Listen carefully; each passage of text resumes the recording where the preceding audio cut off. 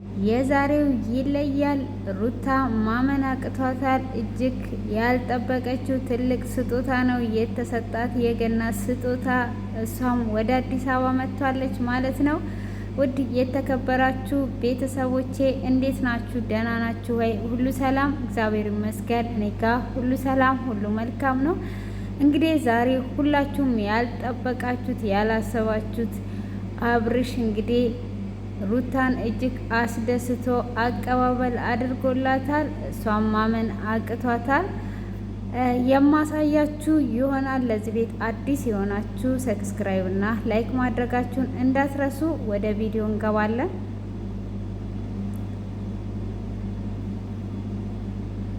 ለጥል ፈልገናል። ሩታ ዛሬ ላይ እኮ አድርጓል። በ25 ወደ ገዛሁት ለገና ስጦታ የሰጠዋል። ዛሬ ላይ ከስንት ዓመት በኋላ ደግሞ ሌላ ሊፍል ደርሷል። የቤት ባለቤት ይሉሻል። የምር የምነት እንድታመኝ ደግሞ ያሳይሻለኝ ብዙ ነገሮች። ሩታይ ባለ አንድ መኝታ ቤት። እናመሰግናለን። ግን ደግሞ ለገና እና ደግሞ ሙሉ ክፍያ ለሚከፍል ሰው ስለ አንድ መኝታ ቤት ለሩታ ገልጬላታለሁ። እንግዲህ እንደሰማችሁትና እንዳያችሁት ነው ማለት ነው። ሩታ ማመን አቅቷት ነበረ፣ ውሸትም መስሏን ነበረ። ሆኖም የሚያስረክባት መቶ ስትፈርም ጊዜ አይ አሁን እውነት ነው አብርሽዬ የኔ ሸበላ ከልብ አመሰግናለሁ እያለች ትገኛለች ማለት ነው። እንግዲህ እንደሰማችሁት ከ25 ብር ስጦታ ተነስቶ ዛሬ የ8 ሚሊዮን ነጥብ 5 የቤት ስጦታ ሰጥቷታል ማለት ነው። እንግዲህ እሷም ደግሞ ልዑልን የመሰለ ልጅ ሰጥተዋለች። በአሁኑ እንግዲህ ምንም አይነት ስጦታ አልሰጠችኝም፣ ቀይ ሰጠችኝ እያለ ይገኛል። ሆኖም አይ ይሄንን የመሰለ ሸበላ ልጅ ስጦታ ሰጥተዋለች እያሉት ነው ማለት ነው ቤተሰቦቹ። እና ዛሬ ላይ እንግዲህ በጣም ደስ ይላል። ያው እንግዲህ ሄርሜላ ደግሞ ሶፍት አልቆባት ነበረ ብለው ደውለውልኝ ነበርና ያው ሶፍቱንም ልኬላታለሁ። ካልደረሳትና ካለቀባት እንድትደውልልኝ ሼር አድርጉላት ማለት ነው። ውድ የተከበራችሁ ቤተሰቦቼ እንግዲህ ዛሬ ላይ እንዳያችሁት በጣም ደስ ይላል።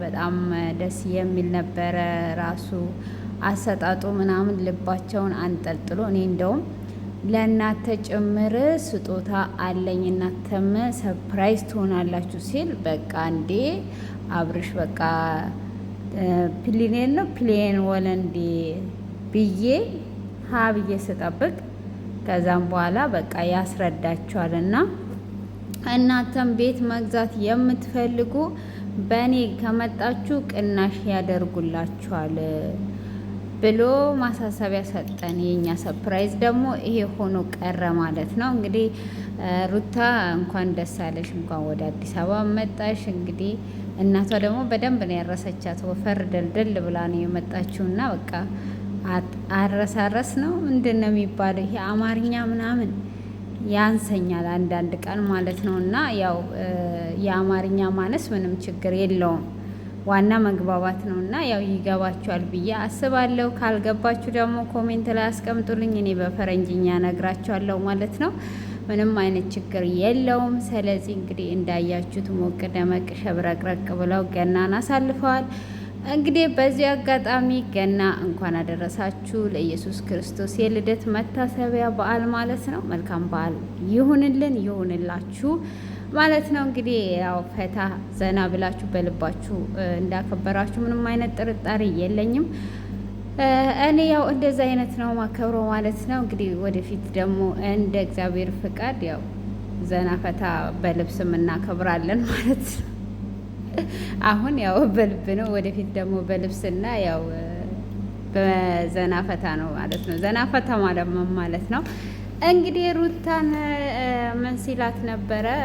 አሁን ላይ ተለያይተናል፣ ግን ልጄን ስለምታሳድጊ የልጄ እናት ስለሆንሽ በስምሽ የሌለውን ነገር ነው የቤት ስጦታ እየሰጠውሽ እያላት እንግዲህ ልቧን እጅግ እያንጠለጠለ ቆይቶ እኔ እንደውም ባለፈው ወርቅ ሰጥቷት አማርኛ እንዳልኳችሁ ያንሰኛልና ወርቅ ሰጥቷት ወርውሯ ነበረ። ከሄርሜላ ጋር ነው የገዛህልኝ፣ ሄርሜላ አለችበት ምናምን ብላ ፍር አድርገው ነበርና አሁንም ወርቅ ሊሰጣት ነው እንዴ ብዬ ስጠብቅ እንደ ቁጭ ብዬ ስጠብቅ ነበረ። ከዛን ባለ 1 መኝታ ቤት አለ። እሱ ቢኖር ኖሮ የሁለት መኝታ ቤት ነበር አይደል የሚገዛው? ያው አንዱን ክፍል ለሱ አንዱን ክፍል ለሱ እና አሁን ላይ ያው የ1 መኝታ ቤት ሰጥቷታል። ቤትም ደግሞ ትልቅ ሰፕራይዝ ይጠብቅሻል ብላል። እንግዲህ እስቲ የቤቱን ሰፕራይዝ ደግሞ ገምቱ እስቲ እናንተ እንግዲህ ግምት ትችላላችሁ። በጣም ትገምታላችሁ። ደግሞ ኮሜንት ላይ የምትኮምቱት ነገር እንግዲህ በጣም ነው ዘና ፈታ የሚያደርገው። በተለይ ሄርሜላን የምትጽፉላት ጽሁፍ ግን አንዳንዶቻችሁ እኮ ተገልብጣችሁ ነው አይደል? እኔ ቤት ሰፕራይዝ አለ ብሏል እና ቤት ሰፕራይዝ ደግሞ ለሄርሜላ ቀለበት ሊያስርላት ነው እንዴ? እንደዛ ሳይሆን አይቀርም። እስቲ ገምቱና ያው አሁን ያው ቤት ስጦታ ሰጥቼሻለሁ፣ አንቺ ልዑልን ሰጥተሽኛል። ስለዚህ አንቺ የእናትና የአባቴ ቤት ጎረቤት ነሽ ብሏታል እና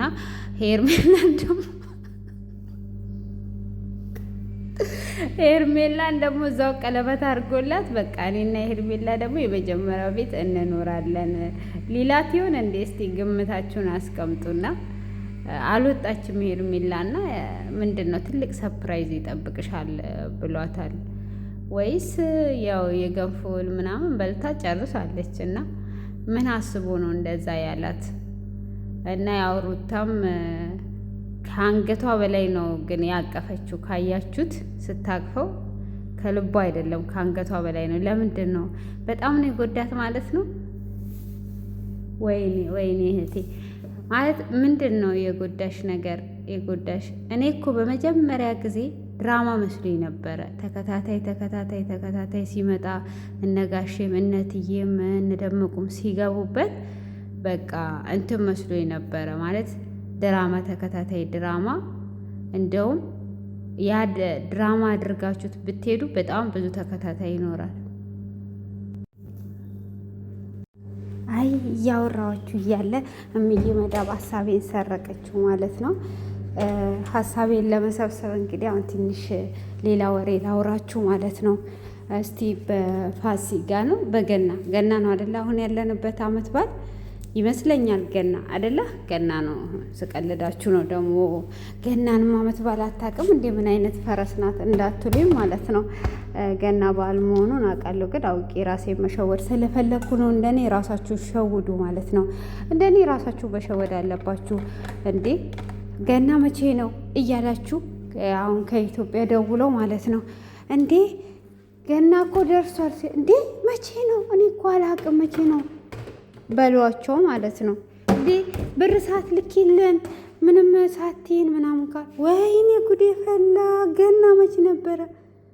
እኔ እኮ ገና የዛኛው ወር መስሎ ነበር እያላችሁ እንደኔ ራሳችሁን አሳምኑት ማለት ነውና እንግዲህ እስቲ ገጠመኝ ገና ላይ ገጠማችሁ ፖስታ ሳጥን የተሰጣችሁ ሰፕራይዝ ነው ሰፕራይዝ የተደረጋችሁ እስቲ እኔንም ዩቲዩብ ሰብስክራይብ እያደረጋችሁ ሰፕራይዝ የተደረጋችሁ ስንቶቻችሁ ናችሁ? ምንስ ገጥሟችኋል? እንደዚህ ቤተሰብ ጋር በዓል ቤተሰብ ጋር እስቲ በብዛት ቤተሰብ ጋር የምታሳልፉ እህቶች ወይም ደግሞ ወንድሞች ያው ሌላ የለም አይደል? ህጻናቶች አይባልም መቼም። እና እስቲ ምን ገጥሟችሁ? እስቲ ገጠመኝ በዚሁ ዱቅ እያደረጋችሁልኝ ማለት ነው። ምንድን ነው የገጠማችሁ በዓላት ላይ ማለት ነው? እኔ አንድ ጊዜ ገጠመኝ አለ፣ ግን ያው ሳቄ መቆጣጠር ስለማልችል በመቀጣይ ለመስቀል እነግራችኋለሁ። መስቀል ላይ የገጠመኝን ያው ለመስቀል እነግራችኋለሁ።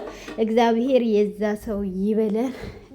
ያው በህይወት ካለን ከኖርን እግዚአብሔር ከፈቀደልን የዛ ሰው ከሆን የምነግራችሁናል እንደ እግዚአብሔር ፍቃድ። እና ገና ላይ በነገራችን ላይ ምንም አጋጥሞኝ አያውቅም። ቤተሰቦቼ ጋም ገና በዓል ገና በዓል ቤተሰቦች ጋር ራሴን አውቄ አሳልፌ አላቅም። ሕፃን ሆኜ አሳልፌ ያለው ማለት ነው። ያው እንደዛ ነው። ብዙ ዝርዝሩ ደግሞ ያው ይቆያችሁ። ግን ያው ገና ፋሲካ ቤተሰብ ጋር አሳልፌ ያለው ፋሲካ ላይ የገጠመኝን ለንገራችሁ ማለት ነው። እኔ የፕሮቴስታንት አማኝ ነኝ፣ ጴንጤ ነኝ ማለት ነው። እና ቤተሰቦቼ እንዳለ ኦርቶዶክስ ናቸውና ያው ይጾማሉ፣ 2 ወሩን ይጾማሉና ከዛን ያው ዶሮ ወጥ እየሰራው እያለ ትንሽዬ ልቅመስና አልኳት እናቴን ትንሽዬ ቀምሼ በኋላ ከእናንተ ጋር ብፈታ ይሻለኛል ብዬ ማለት ነው። ያሳኳት ሳቅ ማለት ነው። ከዛን እሷ ቁጭ ብላ አትበይም ብላ ጠበቀችኝ ማለት ነው። እና ልክ እሷ ዞር ስትል እኔ እንጀራዬን ወስጄ ላሽ ላሽ አድርጌ በላሁት ማለት ነው። እና ሌሊት እነሱ ደግሞ ጾማለች ብለው ማለት ነው ቀስቅሰው አበሉኝ ማለት ነው። እና በነጋታው ስነግራቸው በጣም ነው እየሳቁት ማለት ነው። ብዙ ገጠመኞች አሉኝ በጣም የሚያስቁ ማለት ነው። በተለይ በጾም ወራት የ16 ቀን የሚጾሙ ምናምን እና በጣም ፈታ ላረጋችሁ አስባለሁኝ ማለት ነው። ያው እንደምስቁና እንደምትሉ እርግጠኛ ነኝ። እና እንደዛ ሲቁብኝ ነበረ። እኔ ሄርሜላ ጋር ስንመለስ አሁን ሀሳቤን ሰብስቤ እየመዳብ ያው ሄዷለች።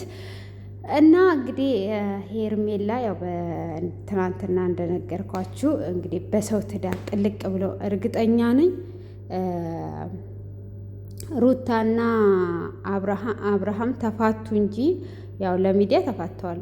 እውነት ይሁን ደግሞ ውሸት እነሱ ናቸው ያውቁት። ግን ከብዙ ዓመታትም በኋላ ቢሆን መጋባታቸው አይቀርም። ለምን እግዚአብሔር ያጣመደውን ትዳር ሰው ሊፈታው ወይም ሰው ሊበትነው አይችልም። አንድ ቀን እግዚአብሔር በፈቀደ ቀን መልሶ ይጣመዳል ማለት ነው። ብዙ ካያችሁ እንደዚህ የሚያደርጉ ሰዎች አብዛኛዎቹ ይታረቃሉ ማለት ነው። እና በብዙ ጊዜ እንደዚህ በትዳር መካከል የሚገቡ ሰዎች መጨረሻቸው ብልሽት ነው የሚለው። በስተርጅናቸው ዘመን ራሱ ያማረ አይሆንም። በቃ የሆነ ምንቅርቅር ያለ ህይወት ነው የሚኖራቸው ማለት በዛ መሀል ለማስታረቅ ነው እንጂ ከዛ ለማውጣት የሚያደርጉ ወንድም ሆኑ ሴቶች ህይወታቸው ያማረ አይሆንም። እና አሁን እንግዲህ ሄርሜላ በገና አዝናለች። ማናት ሩታ ደግሞ ባለፈው በአዲስ ዓመት እያለቀሰች ነበረ የምታስታውሱ ከሆነ ማለት ነው። እንግዲህ ሩታ ከዚህም በኋላ ያው እንባ እየታፈሰ ነው የሚሄደው። ያው የሰው ልጅ ሆኖ ማያዝን የለም። ግን በሰው ልጅ ትዳር መካከል መግባት ማለት በጣም መጥፎ ነው። እግዚአብሔር የማይፈቅድም ማለት ነው። እግዚአብሔር የማይወደውን ነገር የሚያደርግ ሰው ሁሉ መጨረሻው አያምርም ማለት ነው። ስለዚህ እናንተም ደግሞ ያላችሁን አስተያየት ኮሜንት ላይ ታስቀምጣላችሁ ማለት ነው። እንግዲህ ሄርሜላም ደግሞ ክፋቷን መመኘት ሳይሆን እግዚአብሔር ማስተዋልን እንዲያበዛላትና ወደ ልቦናዋ እንዲመልሳት የራሷ የሆነውን አዳም እግዚአብሔር አምላክ ይስጣት እያላችሁ መርቋት እንጂ የመቃጠል ዘመን ይሁንልሽ፣ የተረገምሽ ነሽ እያላችሁ በተለይ ቲክቶክ ላይ እንደው ብታገኟት እኔ እንጃ በአካል ብታገኟት ብጭቅ ብጭቅ የምታረጓት ሰዎች አላችሁና ትዘቀዝቋታላችሁ፣ ጫማ ታረጋታላችሁ፣ ጭንቅላት ታረጋታላችሁ፣ ሽንኩርት ታረጋላችሁ፣ ዙባላ ውስጥ ከቷታላችሁ። ያልከተታችኋት ነገር ውስጥ የለም። እነ ቲክቶክ ሰፈር እንዴት እንደምትሰሩ ራሱ አላውቅም። ደግነቱ እኔን አለማየታችሁ ጥሩ ነው። አትዘቀዝቁኝም። ግን ሰው ስዘቀዝቁ ማለት ነው እናንተ ወረቀቱን ዘቀዘቃችሁ እንጂ እኮ ሄርሜላን አልዘቀዘቃችሁ። አይገርም? እና እኔ ደጋፊ ሆኜ ሳይሆን እንደዚህ አይነትን ሰዎች እቃወማለሁ። ግን ደግሞ በእግዚአብሔር ስራ እግዚአብሔር አሳምሮና ውብ አድርጎ የፈጠረውን ሰው አልዘቀዝቅም። የፈለገ ቢበድለኝ ራሱን ነው ይበድለው። እኔ በመልካም መመለስ ነው ፈልገው ወይም በዝምታ መልካም ነገር ማድረግ ካልቻልኩ ዝም ነው እንጂ ብዬ ያንን ሰው ምቀጣው። ያንን ሰው አልዘቀዝቀውም፣ አልሰድበውም።